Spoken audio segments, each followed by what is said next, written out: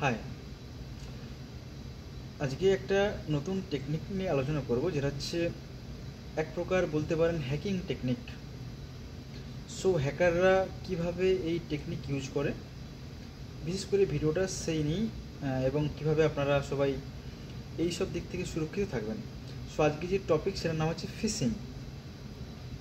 Fishing নাম শুনেই কিছুটা আপনাদের আইডিয়া হয়ে গেছে যে কিভাবে মাছ ধরা হয়, কিন্তু এখানে ফিশিং বানানটা, স্পেলিংটা কিন্তু আলাদা। ওকে, কিন্তু প্রসেসটা সেম। প্রথমে কি করা হয়, একটা টোপ দেওয়া হয় মাছকে, এবং যতক্ষণ না পর্যন্ত মাছ সেই টোপটাকে খাচ্ছে ততক্ষণ পর্যন্ত তাকে ধরা যায় না। যেই মাছ টোপে মানে যেই খাবার, মাছের জন্য যেই লোভনীয় খাবার এলো, মাছ বড়শিতে সেটাকে যেই খেতে গেল, সঙ্গে সঙ্গে মাছটা জালে ধরা পড়ে গেল। সেই রকম টেকনিক হচ্ছে ফিশিং টেকনিক। ফিশিং টেকনিক মানে হচ্ছে যে আপনার ডেটা, ক্রেডেনশিয়াল বা ইউজার নেম, পাসওয়ার্ড, বা আপনার ক্রেডিট কার্ড ইনফরমেশন বা ডেবিট কার্ড ইনফরমেশন চুরি করা আপনাকে ইউজ করে, মানে আপনি তাদেরকে দেবেন।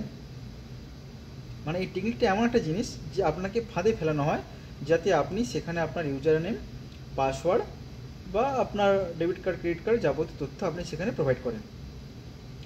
এর কতগুলো মানে কী বলা যায়, একে ভাগ করা যায়, বিভিন্ন ভাগে ভাগ করা যায়। প্রথমে যেটা আসি সেটা হচ্ছে ইমেল ফিশিং। তো ইমেল ফিশিংটা জানতে গেলে জানতে হবে যে যেটা ইমেলের মধ্যে আসে, অনেক সময় দেখবেন জব রিগার্ডিং কোনো মেসেজ এসছে, বা বলছে যে আপনার ফেসবুক পাসওয়ার্ডটা রিসেট করুন, বা কোনো ফাইল অ্যাটাচমেন্ট এসছে, বলছে কোনো ফাইল ডাউনলোড করুন। তো অনেক সময় দেখা যাচ্ছে যে আপনি ফেসবুক বলছে যে ফেসবুক পাসওয়ার্ড রিসেট করুন, আপনি সেটাকে ক্লিক করলেন এবং আপনার সামনে হুবহু একটা ফেসবুকের মতো পেজ চলে এলো। আপনি সেটাকে না দেখে কী করলেন, ওই ইউজার নেমের জায়গায় ইউজার নেম দিলেন এবং পাসওয়ার্ডের জায়গায় পাসওয়ার্ড দিলেন। তো সঙ্গে সঙ্গে কী হবে, আপনার যে ইউজার নেম, পাসওয়ার্ড, সেটা কিন্তু হ্যাকারদের হাতে চলে যাবে। বা আপনাকে বললো যে কোনো একটা জব নোটিফিকেশান এসছে, আপনার জবের ক্রাইটেরিয়া এইগুলো আছে, তো আপনি এটা ডাউনলোড করুন। তো আপনি ডাউনলোড করলেন, ডাউনলোড করার পর যেই আপনি রান করলেন ফোনে বা ল্যাপটপের, সঙ্গে সঙ্গে আপনার সিস্টেমের যাবতীয় ডেটা কিন্তু চুরি হতে পারে। দ্বিতীয় যে টাইপটাকে বলা হয় সেটা হচ্ছে সেম টাইপ, মানে সবই মানে ফিশিংয়ের টেকনিক, মানে বলা যেতে পারে সবই ফিশিংয়ের প্রকারভেদ। সেটাকে বলা হয় স্পেয়ার ফিশিং।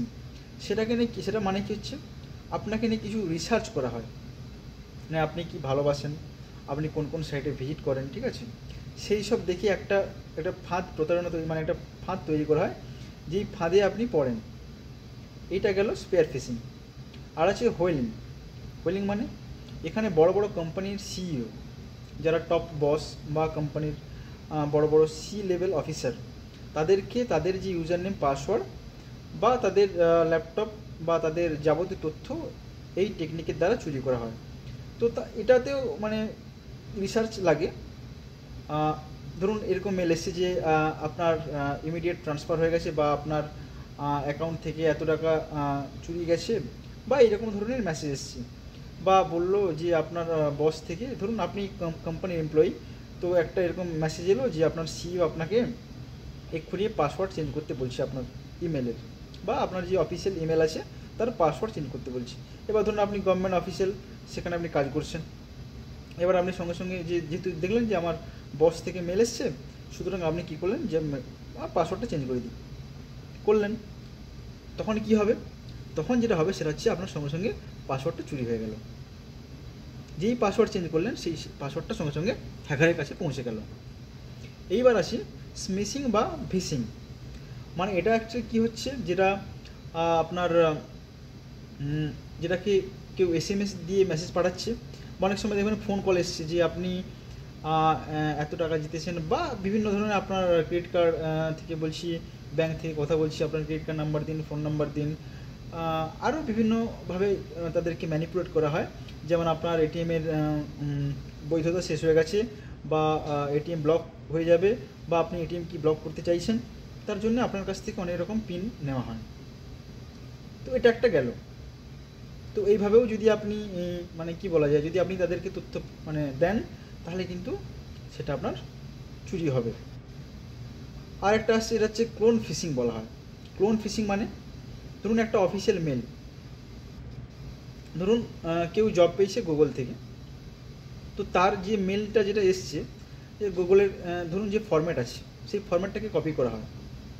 কপি করে কি করা হয়, ধরুন কেউ হ্যাকার সে বসে আছে, সেই মেলটাকে কপি করে সে তার ওই কিছু কিছু লিঙ্ক চেঞ্জ করে দিল, যেটা কিনা ম্যালিসিয়াস সাইটে নিয়ে যাবে, বা আপনাকে কোনো ম্যালওয়্যার বা কোনো ভাইরাস আপনার ফোনে ডাউনলোড করতে সাহায্য করবে। সেই রকম একটা ফরম্যাট বানিয়ে আপনাকে পাঠালো, আর আপনি ভাবলেন যে হ্যাঁ আমার মনে হয় সম্ভবত গুগল থেকে জব এসছে বা এখান থেকে জব এসছে বলে আপনি সেই লিঙ্কটা ক্লিক করলেন। তখনই কিন্তু সমস্যা পড়ে যাবে। তখন ক্লিক করলে কী হবে, ওই আপনি হ্যাকিংয়ের শিকার বলতে পারেন বা হ্যাকারদের শিকার বলতে পারেন। সেই জন্যে খুব সাবধান, যখন কোনো মেল আসবে অবশ্যই চেক করে নেবেন যে মেল সেন্ডারকে অলরেডি মানে। আর শেষেরটা যেটা হচ্ছে সেটা হচ্ছে ফার্মিং বলা হয়। ফার্মিংয়ে কী করে, এখানে কিছু বড় বড় হ্যাকার আছে, তারা কি করে একদম কি বলা যায়, অফিসের মানে অফিসিয়াল যে সাইটগুলোই আছে সেগুলোই হ্যাক করে নেয়। সেগুলো হ্যাক করে নিয়ে কী করে, তারা সেই অফিসিয়াল মেল থেকেই, মানে আপনি বুঝতেও পারবেন না যে এই মেলটা অ্যাকচুয়ালি অফিস থেকে আসছে না হ্যাকাররা পাঠিয়েছে। একদম দেখা যাবে যে সেন্ডার, ধরুন কোনো একটা নতুন আপনি কোম্পানি খুলছেন, তার যদি আপনি vulnerability টেস্ট না করেন বা ওয়েবসাইটের কোনো যদি ভুল ত্রুটি না টেস্ট করেন, কী করে হ্যাকাররা কী করে ওই সাইটের অ্যাক্সেস নিয়ে নেয়, এবং সেই সাইট থেকে ধরুন অন্য কাউকে 10-20 জনকে মেল পাঠিয়ে দিয়েছে যে আপনি 5,000 টাকা করে জমা দেন, তাহলে আপনার চাকরি পাক্কা। এবার সবাই ভাবলেন যে হ্যাঁ অফিসিয়াল যেহেতু মেল এসছে, বা তাহলে আমরা টাকাটা জমা করি বলে আপনারা সবাই চলে গেলেন টাকা জমা করতে। দেখছেন যে সবই ঠিক আছে, কোনো অসুবিধা নেই, সব কিছু চেক করার পর ঠিক আছে, মেলটাও ঠিক আছে, তাহলে কী হবে, তখনও কিন্তু আপনার টাকা যাবে। সুতরাং খবর সবসময় সচেতন থাকবেন, সবসময় সব জিনিসের খবর রাখবেন। এইবার এগুলো থেকে বাঁচবেন কী করে, বাঁচার টেকনিক হচ্ছে, প্রথমত যখন কোনো মেল আসবে অবশ্যই একবার সেন্ডার দেখে নেবেন যে এখানে সেন্ডারটা ঠিকঠাক আছে কি না, সেন্ডার ঠিক আছে না অন্য কারোর ভায়া হয়ে এসছে, ঠিক আছে, বা অন্য কারোর থ্রুতে এসছে মেলটা, অফিসিয়াল মেল কিনা। অফিসিয়াল মেলের জন্য যে ডোমেনটা থাকে @এর পর, ধরুন আপনি কোনো মেল পেয়েছেন abc@google.com বা gmail.com, তখন কি করবেন, ওই @এর পর যে সাইনটা আছে ওটা একবার চেক করে নেবেন, যতখানি আছে ধরুন google.com আছে বা gmail.com আছে, ওটা একবার অফিসিয়াল সাইটে গিয়ে চেক করে নেবেন বা URL গিয়ে চেক করে নেবেন যে এটা খুলছে কিনা, বা ওর উপর কোনো রিপোর্ট আছে কিনা, সেটার জন্য দেখার জন্য ভাইরাস টোটাল বলে একটা সার্চ ইঞ্জিন আছে, যেখানে আপনি দিলে ওখানে বলে দেবে যে এটা লিগেল বা ইলিগেল বা এর নামে কতগুলো রিপোর্ট আছে। হয়ে গেল। দ্বিতীয়ত হচ্ছে কোনো অ্যাটাচমেন্ট যদি আসে, যদি ধরুন কোনো আননোন সেন্ডার থেকে কোনো অ্যাটাচমেন্ট এসছে আপনার মেলে বা ফোনে বা হোয়াটসঅ্যাপে, কখনও ভুল করেও ক্লিক করবেন না। ওটা যদি ডাউনলোড হয়ে যায় ভাববেন যে আপনার ফোন বা ল্যাপটপ অলরেডি হ্যাকড, মানে হয়ে গেছে অলরেডি, ঠিক আছে। তো নেক্সট হচ্ছে যে সচেতনতা, এটা অবশ্যই একটু অবলম্বন করবেন। ফোনে কোনো ব্যাঙ্কিং অফিসের মানে কেউ অফিসিয়াল কোনো দিন আপনাকে আপনার ব্যাঙ্কিং ইনফরমেশান, কোনো পিন বা এই সমস্ত কিছু কোনো দিন জানতে চাইবে না। তারপর হচ্ছে বিশেষত কোনো যেগুলো হচ্ছে ম্যালিসিয়াস ওয়েবসাইট, সেগুলোতে সম্ভবত ভিজিট না করেই ভালো। সেগুলোতে ভিজিট করলে অনেক সমস্যা হতে পারে। অনেক সময় দেখবেন যে হোয়াটসঅ্যাপে এসছে যে ফ্লিপকার্ট থেকে এই অফার চলছে, যখন আপনি লিঙ্কে ক্লিক করলেন দেখলেন পেজটা পুরো একই রকম লাগছে, কিন্তু প্রাইস দেখবেন যে ফ্লিপকার্টে যদি অফিসিয়াল ওয়েবসাইটে গিয়ে খুলে দেখেন যেটা দাম দেখাচ্ছে ধরুন 15 বা 20,000 টাকা, সেটা ওখানে 50 টাকা 60 টাকা। তা আপনি কী করলেন, আপনিও ভাবলেন যে ইজিলি এত সস্তায় পেয়ে যাচ্ছি, হ্যাঁ তো তাহলে আমি দেখি, খুলে দেখি। ওই যখনই খুলবেন ওইখানে ইউজার নেম পাসওয়ার্ড চাইবে, তো খুললেন বা আপনার ডেটা গেল।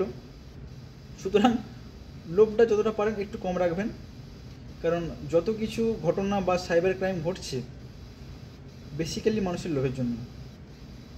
সুতরাং এইটা একটু সম্বরণ করার চেষ্টা করবেন যাতে যত খুশি কম লোভ করা যায়। তারপর দেখবেন যে যখন কোনো জব অ্যাপ্লাই করবেন একবার দেখে নেবেন লিগেল জব কিনা, লিগেল বা ইলিগেল জব কিনা। কারণ অনেক সময় আমরা না জেনে অনেক জায়গায় জব অ্যাপ্লাই করে দিয়ে থাকি, সেখানেও আমাদের ডেটা চুরি যায়, বাট সেগুলো পার্সোনাল ডেটা যায়, ইউজার নেম পাসওয়ার্ড যায় না, কিন্তু কিছু কিছু সময় হয়তো মেল এলো কোনো জায়গা থেকে, আমরা সব কিছু দিয়ে দিলাম, বা কোনো লিঙ্কে ক্লিক করতে বললো আমরা করে দিলাম, সেখানেও ডেটা চুরি যাওয়ার সম্ভাবনা থাকে। সুতরাং এইসব দিক থেকে সাবধান থাকবেন, সতর্ক থাকবেন, আর নিজেদেরকে একটু স্মার্ট সবসময় ভাববেন। হুটহাট করে কখনো কোনো লিঙ্কে ভুল করেও ক্লিক করবেন না। আগে সত্যতা মানে তার বৈধতা বা লিঙ্ক ভ্যালিড কিনা সেগুলো আগে জানবেন, জেনে তারপর যা কিছু করার করবেন। ধন্যবাদ।